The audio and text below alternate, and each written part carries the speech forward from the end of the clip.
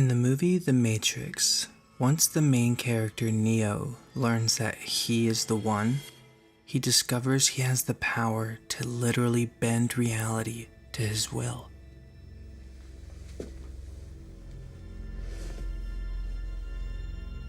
Do not try and bend the spoon. That's impossible.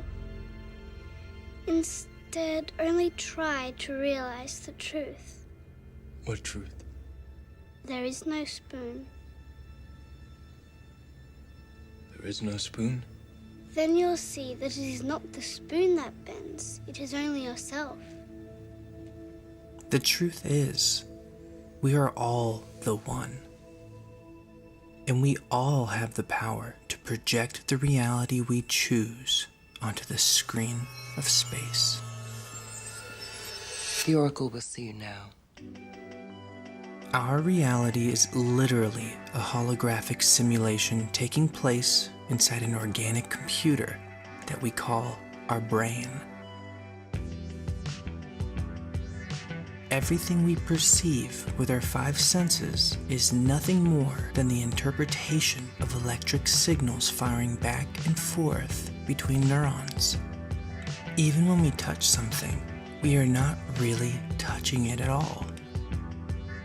A chemical bond is formed between atoms, which are composed of mostly empty space. The atoms in our hands then vibrate and create an electrical current. The seemingly solid objective world is an illusion. It is a field of information and energy, and our thoughts and emotions actually have the power to dictate what kind of content our brain downloads. Someone who truly believes that they're lucky becomes lucky, and someone who constantly thinks negative thoughts will always run into more things to complain about. However, it's not so easy to change our beliefs and thought patterns.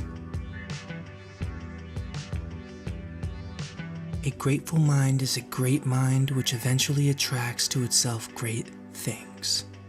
Plato.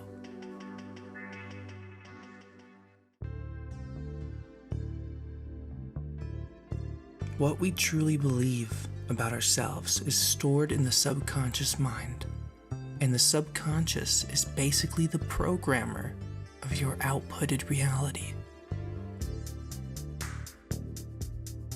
Everything you've heard and seen as a child from your parents, school, and television was soaked up like a sponge. From ages 0 to 6, children are actually in a theta brainwave state, which means they are basically receptive to hypnotic suggestion. This is how we learn to become functional human beings. However, many of us aren't taught very good ways of being a human. Our subconscious can be reprogrammed though. Meditation, affirmations, hypnotism, and even prayer can rewire our brains with enough effort. I find affirmations to be the most interesting method of self-transformation. It's when you repeat certain phrases to yourself over and over again before bed and in the morning when your subconscious is most receptive. You would say something as if you were already what you want to be, such as, I am happy, or I am successful. I believe words are like the code of the Matrix. This would explain the science behind mantras, chants, and even spells. A man becomes what he thinks about most of the time. Ralph Waldo Emerson. People like Dr. Joe Dispenza, Greg Braden, and Bruce Lipton have practically scientifically proven that we are capable of manifesting a desired circumstance, healing our own bodies, changing our own DNA, and even having a mystical experience with these methods. It is thought that by intensely focusing our intentions, we have the ability to reach into the quantum realm of possibility and pull out the reality we wish to experience. all possible outcomes already exist in the multiverse, and we are multidimensional beings who actually jump dimensions all the time. We are always branching off into different timelines whenever we make a choice between one thing or another. The idea of accessing the multiverse is similar to Krishna consciousness.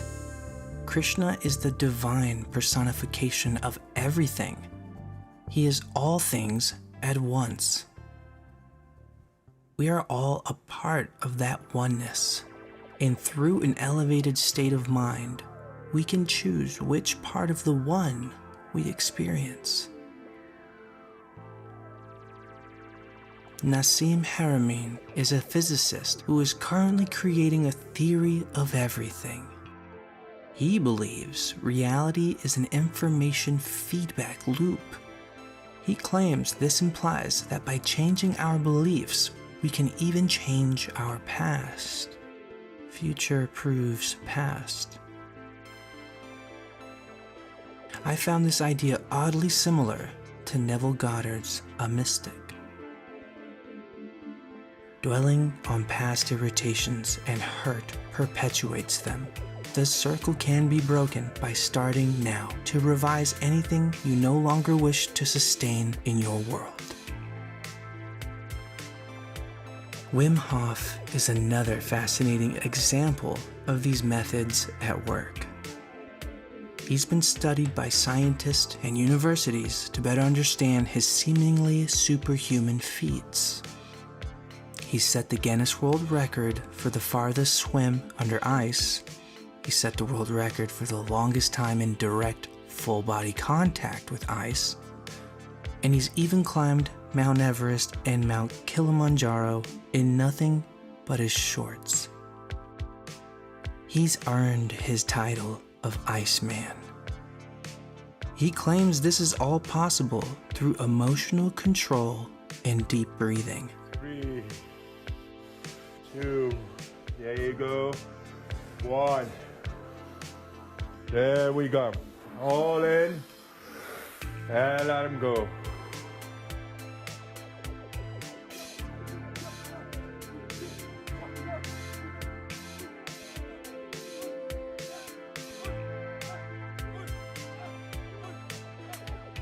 If you concentrate hard enough, the snow looks like sand and you just feel like you're at the beach. Exactly, that's the mind. If your mind is on it, then you're quite capable of dealing with the elements. Yeah, because it is a bit nippy, really. Yeah.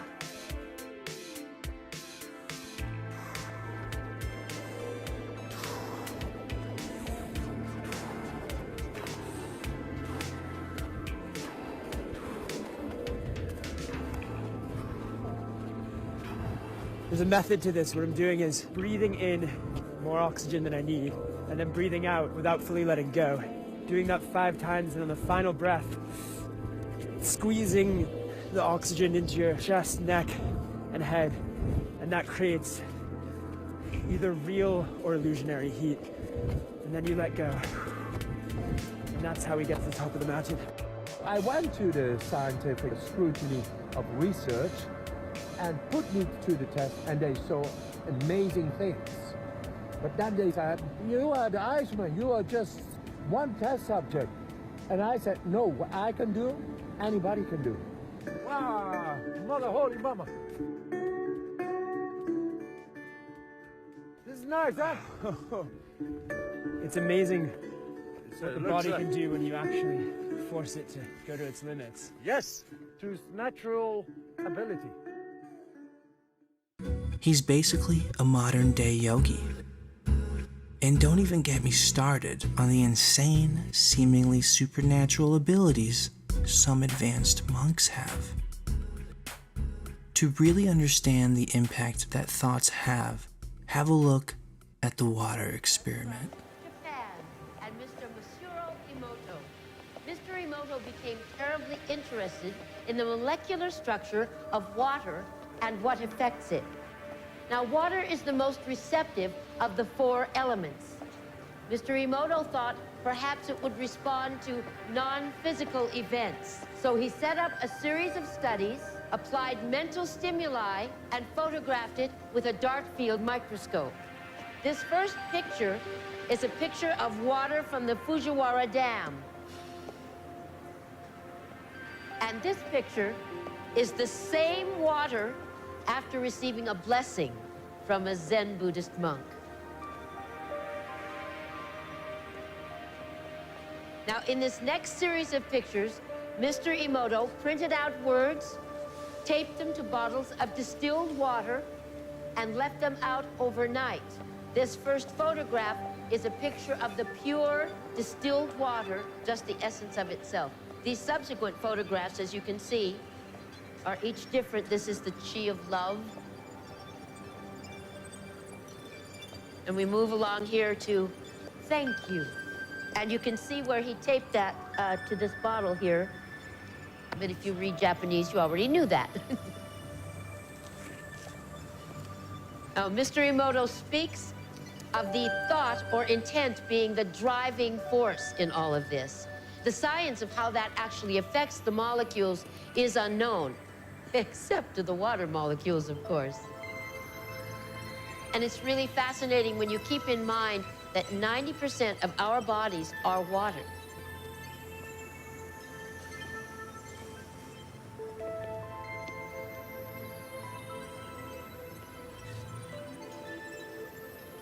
Makes you wonder, doesn't it? If thoughts can do that to water, imagine what our thoughts can do to us.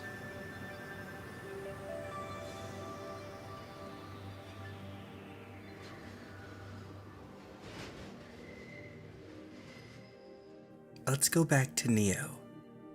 Neo was like a monk who woke up and realized his true potential. The Matrix represented the simulation. Could this explain some superhuman feats that science can't? Is there somewhat of a cheat code to manifesting anything in our reality? Could it be the simulation is what allows for us to ask and receive? Are we like little powerful computer gods walking amongst many?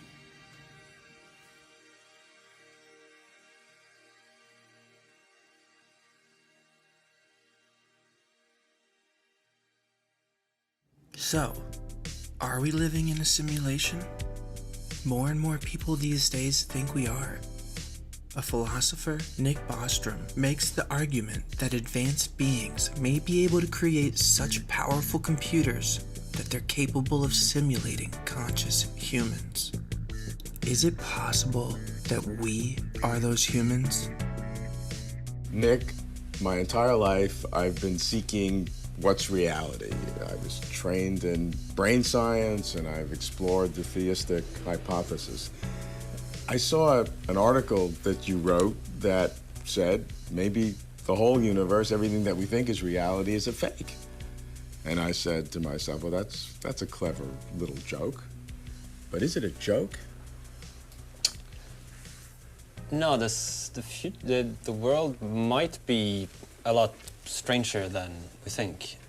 And if you stand back, it might not be that impossible that the truth, whatever it might be something that would sound very strange to us if we suddenly discovered it. So the mere fact that some hypothesis seems strange or odd or even funny is not necessarily a reason to dismiss it. So then you have to zoom in and actually look at the reasons for this. And the simulation argument, which I came up with, it doesn't actually show or try to show that we are in a simulation. It tries to show that one of three possibilities is true. It doesn't tell us which one, only that at least one of them is true. And so those three possibilities are, one, that almost all human-level civilizations go extinct before becoming technologically mature. Technologically mature means having... In a very advanced way. Yeah, having developed all those technologies we can already see are physically possible. We just can't build it yet, but we could see that it's possible in principle. So that's the first possibility. There is a very strong filter so that almost nobody makes it through. The second possibility is that among all technologically mature civilizations, almost none of them is interested in creating what I call ancestor simulations. An ancestor simulation would be a very detailed computer simulation of people like their historical predecessors. A computer simulation so detailed that the simulated people would be conscious. The people simulated in the simulation would actually have experiences like we do. And when you say simulation, I'm saying fake. I mean, what it looks like is not the real case.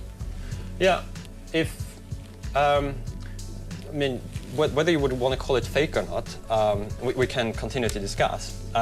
But the second possibility is that of all the mature civilizations, they're just not interested in, they have other better things to do, you know, with all their resources. They have powerful computers and all of that, but running simulations of their historical predecessors is just not anything that any of them is doing. Okay. The third possibility, which is the one you were referring to, is the simulation hypothesis. The hypothesis that we are literally living in a computer simulation.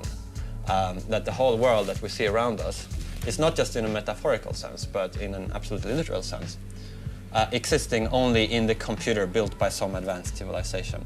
So that's what the argument tries to show, that at least one of those three is true. So let's go over it again.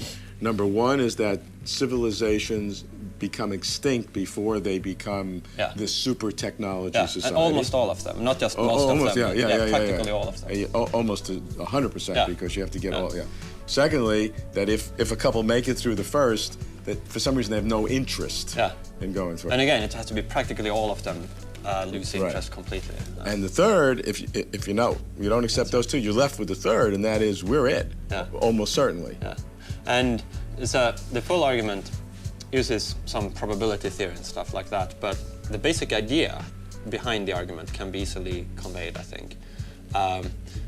So assume that the first possibility is not true. So assume that of all human-level civilizations in the world, at least some, non-negligible fraction become technologically mature one day. And the argument makes no assumption whether this will happen in 50 years, as some people say, or whether it will take 500,000 years. Or 500 million years. 500 million years. So then, if we assume that that is false, then there will be eventually some civilizations that are mature. And also assume that the second possibility does not obtain. So at least some of these mature civilizations use some fraction of their computational resources to have some fun. To run ancestor simulations. Now, then you can show that because the technological capabilities that such a mature civilization would be so extreme, they would be able, even by devoting a tiny fraction of their computers to this end, they could create astronomical numbers of these ancestor simulations. So you're saying it wouldn't be that hard for them? No, you can roughly estimate how much computing power it would take to run one, say, simulation of human history. And you can also roughly calculate a lower bound on how much computing power a technologically mature civilization will have. We already have some engineering designs. You could turn planets into computers, and you can see how much, they might have many planets, and they might have other unknown technologies that we haven't even guessed at. But just with even just using what we already know is physically possible. You could show that even if they just used, say, a thousandth of their computing power for just 1 second, they could still run astronomical numbers of these simulations of human history. Which means that if you reject the first two possibilities, you have to conclude that there will be many more simulated people like us than non-simulated people like us. In other words, almost all people with our kinds of experiences would be living in these simulations rather than in the original history, because they would create so many of them. Now, if that's the way the world is, that almost all people like you having this kind of visual experience of talking to me and are simulated, then by a principle of indifference that you can argue independently for, you should think you're probably one of the simulated ones. Elon Musk seems to support this idea. Elon claims that technology is advancing so quickly that we can assume in the future virtual reality will be indistinguishable from the real world. How ingrained And how connected and interconnected is this technology going to be in our life?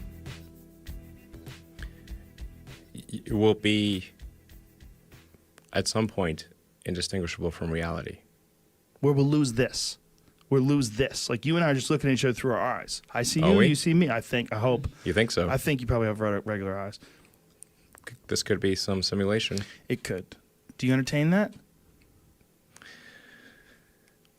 Well, the argument for the simulation, I think, is quite strong, because if you assume any improvement at all over time, any improvement, 1%, 0.1%, just extend the time frame, make it 1,000 years, 1,000,000 years. The universe is 13.8 billion years old. What would civilization, if you counted, if you're very generous, civilization is maybe 7,000 or 8,000 years old, if you count it from the first writing. This is nothing. This is nothing. So if you assume any rate of improvement at all, then games will be indistinguishable from reality.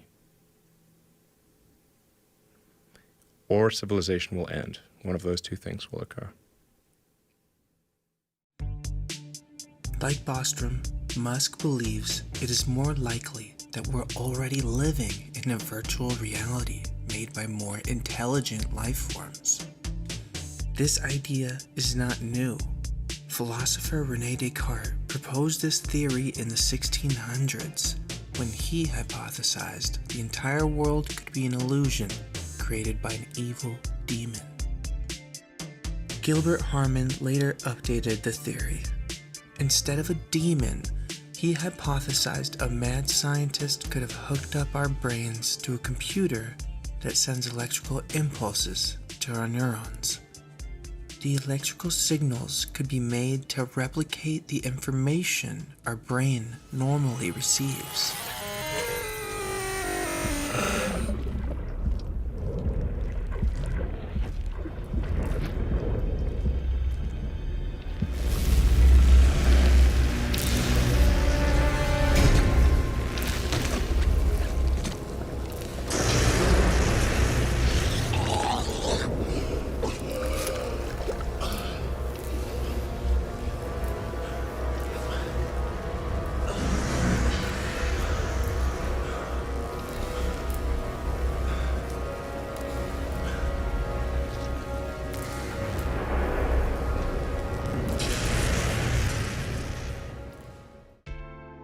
Some physicists are now saying the universe might be a hologram.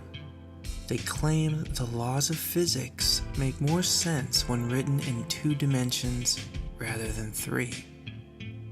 This means all the information needed to create the cosmos can be encoded on a flat surface, like a computer chip. The physicists propose that this information is being projected, like a hologram, to appear 3-dimensional.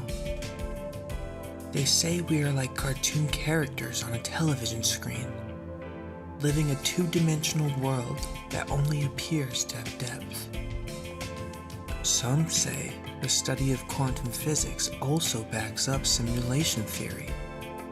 The famous double-slit experiment proved electrons behave like waves until they are observed.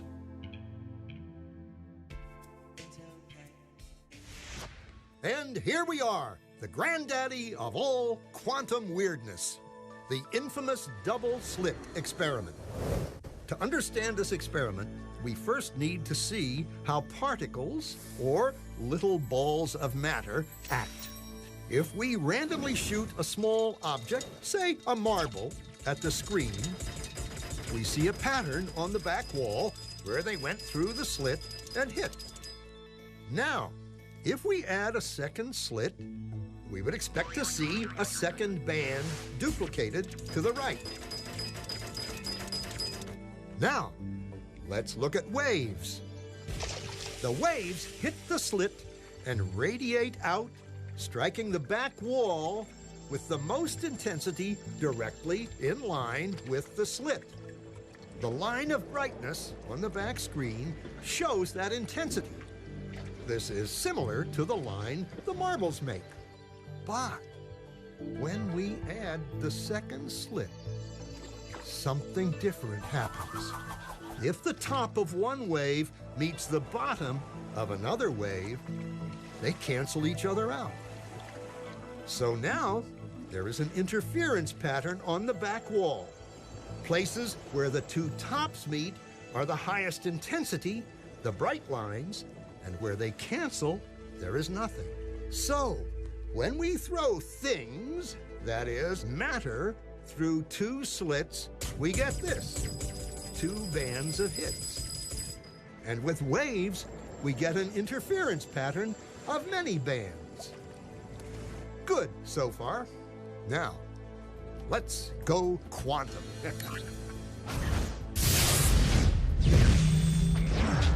An electron is a tiny, tiny bit of matter, like a tiny marble. Let's fire a stream through one slit. It behaves just like the marble, a single band. So, if we shoot these tiny bits through two slits, we should get, like the marbles, two bands. What? An interference pattern. We fired electrons, tiny bits of matter through. But we get a pattern like waves, not like little marbles. How? How could pieces of matter create an interference pattern like a wave? It doesn't make sense.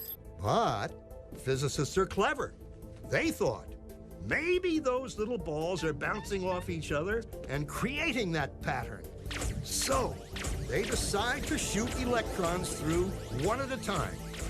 There is no way they could interfere with each other. But after an hour of this, the same interference pattern is seen to emerge. The conclusion is inescapable. The single electron leaves as a particle, becomes a wave of potentials, goes through both slits, and interferes with itself to hit the wall like a particle. But mathematically, it's even stranger. It goes through both slits, and it goes through neither. And it goes through just one, and it goes through just the other. All of these possibilities are in superposition with each other. Physicists were completely baffled by this. So they decided to peek and see which slit it actually goes through. They put a measuring device by one slit to see which one it went through and let it fly. But the quantum world is far more mysterious than they could have imagined. When they observed, the electron went back to behaving like a little marble. It produced a pattern of two bands, not an interference pattern of many.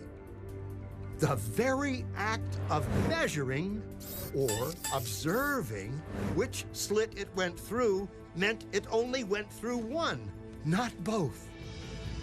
The electron decided to act differently, as though it was aware it was being watched. It was here that physicists stepped forever into the strange, never world of quantum events.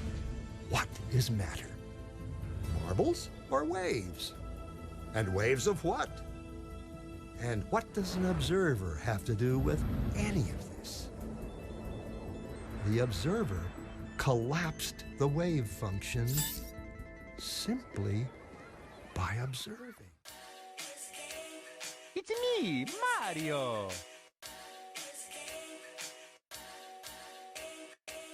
Could this mean reality only renders when you're looking at it? In video games, the same thing happens. To run efficiently, resources are reserved until they're actually being used. This is why different areas of a map must load before you enter them. Could this be why humans are programmed to sleep? While half the world's humans are alive and processing computer power, the other half is asleep, possibly giving more resources elsewhere? But how can one actually prove that we're living in a simulation? According to Philip K. Dick, the legendary science fiction writer, we could only prove it by observing an alteration or changed variable in reality. While he was an author and not a scientist, he was one of the first modern thinkers to propose the idea that we live in a simulated reality. Many of his novels have been turned into movies, and his work has inspired many. Scientists even built a robot replica of him. When Dick mentioned alterations in reality, was he referring to something like the Mandela effect?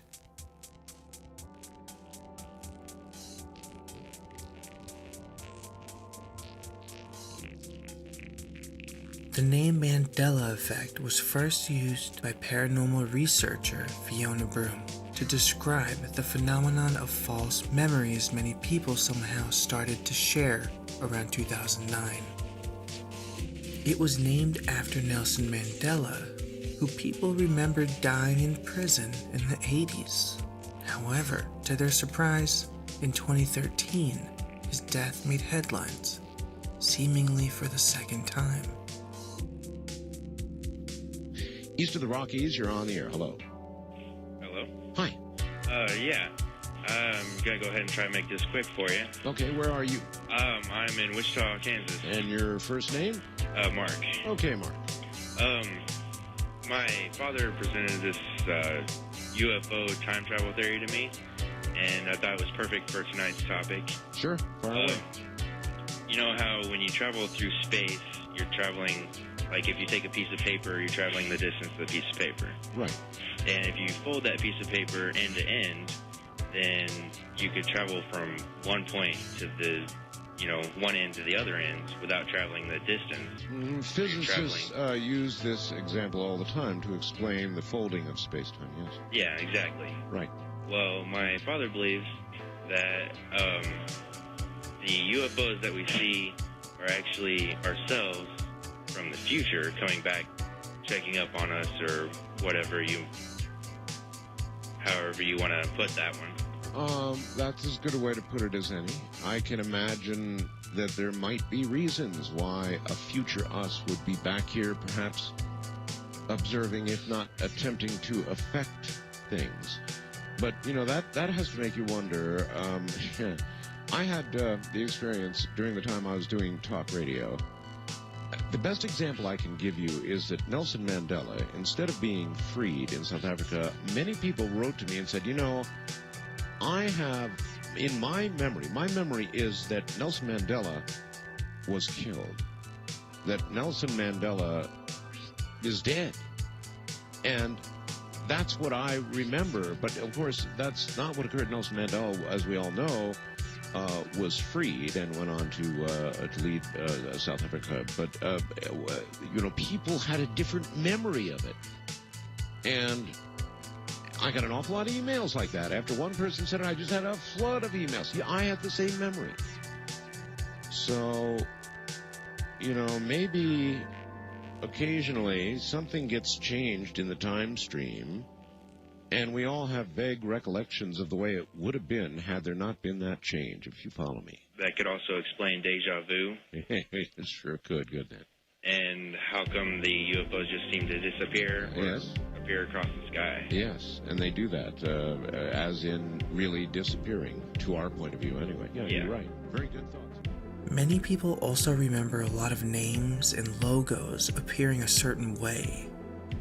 For example, many people remember Skechers being spelled Sketchers and Febreze being spelled Febreeze, or Chick-fil-A being spelled Chic, Cheez-It being spelled Cheez-Its, and the list goes on. Some of the most shocking Mandela effects deal with the cartoon characters we grew up with. For example, many people remember Mr. Monopoly wearing a monocle, Curious George having a tail, Mickey Mouse having suspenders, and Pikachu having a black stripe on his tail. Mandela effect conspiracy theorists claim these aren't false memories at all. They're still accurate, but just don't live in the same timeline anymore. It's like it's been erased. Erased from existence. Mandela effect gets much creepier though. Some people remember the Statue of Liberty being in a totally different location. That location being Ellis Island. It's actually on Liberty Island. Here's a painting clearly depicting the statue at Ellis Island with no other islands nearby. Was the artist just not paying attention? Did he just like it better this way? I really don't think so. Now, if that's not strange enough, if you go on Google Maps Street View, there's a few specific areas of Liberty Island where the Statue of Liberty is just gone. Residue from the previous timeline? The account uploading these strange pictures goes by the username of Auguste Bartholdi. That's the designer of Lady Liberty herself. The account also sports his picture from the 1800s. He's Google approved. Apparently, right before the United States' entry into World War I, the Germans committed the first act of terrorism on US soil. It was considered one of the largest artificial non-nuclear explosions to have ever occurred. I'm wondering, why didn't I hear about this in school? So anyways, this explosion is the reason the Statue of Liberty's torch is closed to the public. It's been closed for over 100 years. There's only one problem. People remember going there.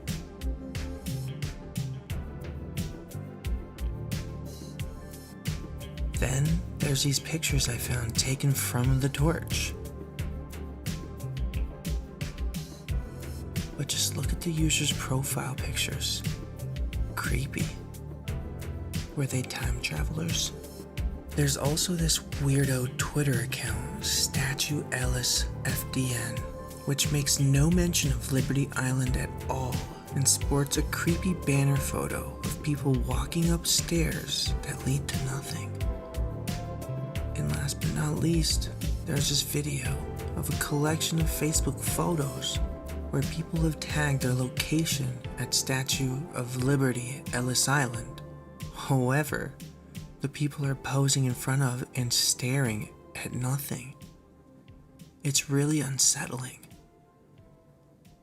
A while back, there was a viral thread on 4chan posted by someone who had claimed to be one of the 23 scientists at CERN responsible for creating the Mandela effect. They claimed the planet was destroyed and we were placed in a simulated world.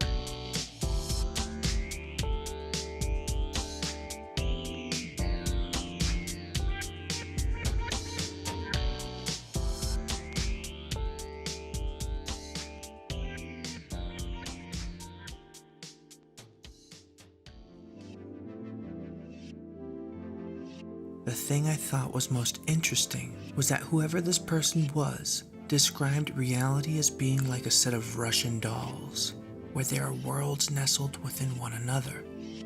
Or like we've talked about, simulations within simulations. But how could something like that be possible? Well, according to physicists like Hugh Everett, we may be living in a multiverse.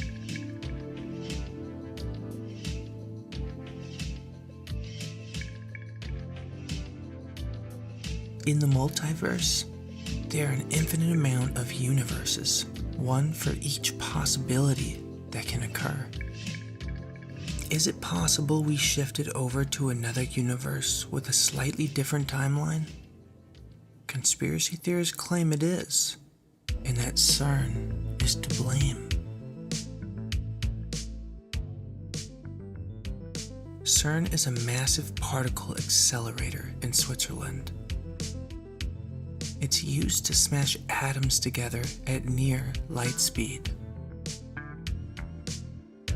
Scientists who work there have said that this could potentially open up a doorway into another dimension. Did they open up a doorway into a parallel universe? Maybe. But some respectable physicists, namely Holger Nielsen and Masao Ninomiya, propose another theory. They think CERN is having retrocausal effects on reality. Retrocausality, also known as backwards causation, is the concept that the future has the ability to influence the past, like time travel. Remember, CERN is smashing atoms together at nearly the speed of light. This is the Large Hadron Collider, or LHC for short. It's a 27-kilometer particle accelerator sitting under the border of France and Switzerland. It's an atom smasher, the biggest in the world, designed and built by thousands of engineers, scientists, and mathematicians from across our tiny planet with the goal of helping other scientists learn about things of incredibly small size by smashing them together. These smashings are called collisions. This is really all they're interested in. Yeah. They're interested in collisions, collisions, collisions. That's Mike Lamont. He's the operations group leader working on the LHC. It's his job to run BEAM. BEAM being nerdy lingo for bunches of hydrogen protons that fill up the LHC. The LHC is a ring containing two beams going in opposite directions. But if we look closer, that beam is actually made up of bunches of protons. In fact, each bunch has about 100 billion protons each, and these bunches are about 30 centimeters long, typically about a millimeter dimensions as they're going around the ring. And so think about a long, thin, tapered piece of spaghetti. Incredibly powerful superconducting magnets keep the beams flying at nearly the speed of light with the aim of making these proton bunches hit. We pass these thin hairs through each other and we get about 30 collisions. So most of the protons just miss each other and they carry on around the ring. They come back one turn later and they can do it again. And the reason why they miss each other is because atoms are mostly empty space. So getting them to collide is incredibly difficult. It would be like standing 10 kilometers apart and trying to shoot two needle-thin arrows at each other so they hit halfway. So the key is to do this a lot. The target this year, just to put it in context, is about 800 million collisions a second. So we really we have to work hard to get that rate. Hundreds of millions per second is insane. Imagine trying to control a proton traveling at nearly the speed of light. To keep the bunches on track, the LHC uses dipole magnets, or two magnets. But when they need to steer the protons, they use quadrupole magnets, or four, one on each compass point, applying 300 to 400 metric tons of force per meter. So we take our pieces of spaghetti and focus them down with very strong quadrupole magnets, which act like lenses, to get them down to the diameter of a human hair as we pass them through each other in the center of the experiments. And that is why the LHC is in the business of collisions. The LHC is sort of like your power company, but instead of providing electricity, they're generating collisions. More collisions, more better. They spend all their effort to try and get these bunches of hydrogen ions to hit inside of other scientists' experiments. Of course, having a collision is great, but if a proton collides in the woods and no one's there, does it make a boson? Who knows? The scientists still have to be watching at just the right fraction of a second to discover a new particle. That's where these experiments come in. They sit on the LHC ring at collision points, and they're probably what you think of when you hear Large Hadron Collider. The famous ones are ATLAS and CMS, which spotted the famous Higgs boson back in 2013. It's called CMS, compact muon solenoid. However, it really is not compact. It's a relative term. As you can see, nothing of that size is compact. Dr. Tulika Bose sits in the control room of the CMS waiting for an exciting collision to happen inside her 3-story science experiment, all thanks to the LHC. So they collide about 25 nanoseconds. So you have a bunch colliding with another bunch. You may have a proton here and a proton here, which has a hard, what we call scattering, a hard event, and out of that comes out a whole mess of particles. This is what she's talking about. When two protons collide, it looks like this. To you and me, this may look like a whole mess of particle parts, but to Dr. Bose, this mess can actually tell you what's inside a proton. There are two important pieces of information that we get from this. One is whether it's curving this way or if it's curving that way. That tells us whether it's positively charged or negatively charged. And then how large is the radius of curvature? Because it could be curving like this, or it could be curving in a much larger radius. And this has a direct relationship with essentially what the velocity and consequently what the momentum of the particle is. And this is why the LHC is awesome. Dr. Bose is basically watching millions of proton car crashes in order to reverse engineer the automobile. Smashing atoms together can reveal what they're made of, but instead of injectors, plastic, steel, and glass, physicists find neutrons, kaons, pions, muons, and neutrinos. By the way, physicists call particles that are made of these things hadrons, hence the name Large Hadron Collider. Proton collisions like these help physicists reveal exactly what these tiny structures that make up our universe are made of. The technology is super advanced, but the science is the same as it's always been. We simply break things apart, hoping to understand how they tick.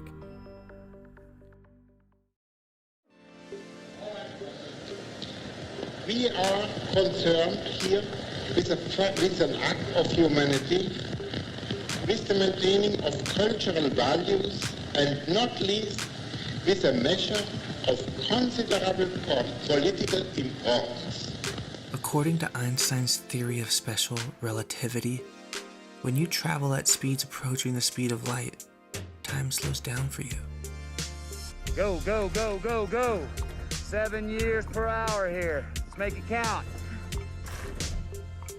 So if time is moving slower for these particles, that means time in the world around them is going faster.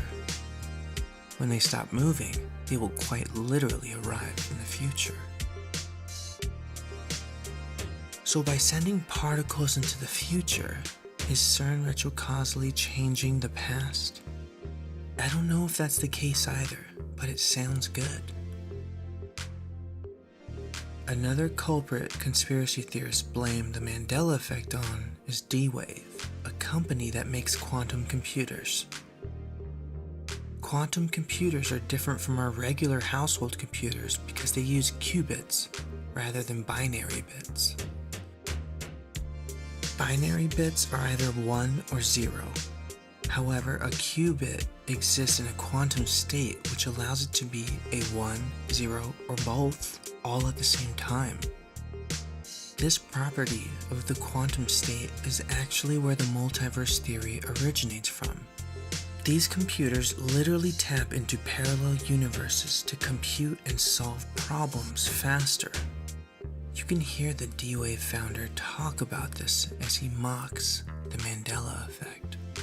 But just as an aside, because I thought it was funny, one of the interesting things that's happened from the D-Wave story is there's this gigantic conspiracy that's arisen on the internet that goes like this.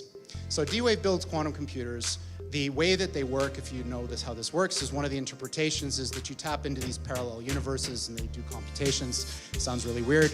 But what's happened is this idea has been hijacked to describe something called the Mandela effect, which is this thing where the past changes. So think about something you know to be true from the past. And then imagine you went out on the internet and you can't find it at all. It's not there. It doesn't match with your experience. So these people think that D-Wave is responsible, and CERN. And of course, the quantum key to the abyss factors into it somehow. I'm not exactly sure how. It seems the scientists at CERN mock the Mandela Effect conspiracy theorists too. The man with signs around his neck is John Ellis, a physicist at the facility. The signs say Bond number 1 and Mandela. Barry Nelson was the first actor to play the role of James Bond. Is this a reference to Nelson Mandela and the Mandela Effect? In fact, CERN is pretty well known for putting out strange and cryptic videos. Just look at this opera, which makes obvious reference to time travel.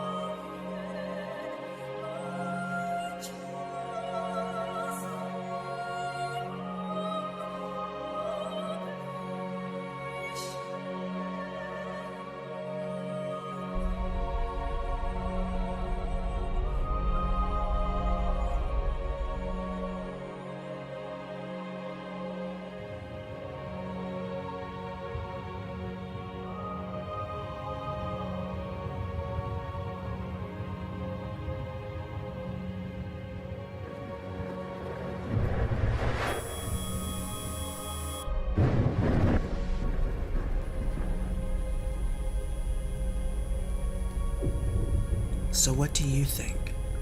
Is Mandela Effect real? Or just a false memory? Some people find this theory scary because it's literally reality shattering. However, to me, this is just more proof that reality is more malleable and dreamlike than we're led to believe.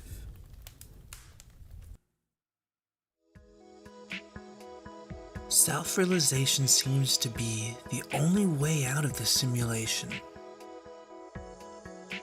In the movie Groundhog Day, a weatherman finds himself trapped in a sort of simulation where he lives the same day over and over again. Throughout the movie, the main character becomes depressed and even tries to commit suicide. Once he starts using each day to learn a new skill and become the best version of himself, he breaks the time loop and wins over the love of his life. Perhaps love is another key. On the other hand, maybe there's no way out of the simulation. In the Matrix series, Neo unplugs from the false reality and discovers the real world. However, some fans speculate that he actually entered another level of the Matrix. Morpheus questions whether any of it is real. Even while in the supposed true reality, Morpheus questions whether any of it is real. Ironically, Morpheus is named after the Greek gods of dreams. His ship, the Nebuchadnezzar, is named after a king in the Bible who was plagued with bad visions. The idea of a multi-layered reality is not only supported by scientists who claim we live in a universe consisting of many higher dimensions, but also by ancient religions. For example, Buddhist philosophy talks about something known as Indra's net. Indra's net is the idea that reality is like a web of jewels, and each jewel is reflected in all of the other jewels. To better understand how this works, imagine looking at a mirror that is facing another mirror. When one looks into one of the mirrors, they see infinite reflections within reflections. Perhaps we live in a series of many worlds, an idea supported by quantum physics. So what if that is the case? Does that mean there's no hope? I don't believe so. It just means that we shouldn't strive to get out, but instead go within. Like the Buddha and Jesus stated, Nirvana and the kingdom of heaven are right here, right now. Philip K. Dick once stated that he believes that the devil created the illusion of time to keep us from realizing the apocalypse has already happened. Many people are sitting around waiting for their Messiah to return, when in reality, God is here, now. I believe just like all the movies have shown, our illusory yet painful memories we cling on to can be used to wake us up.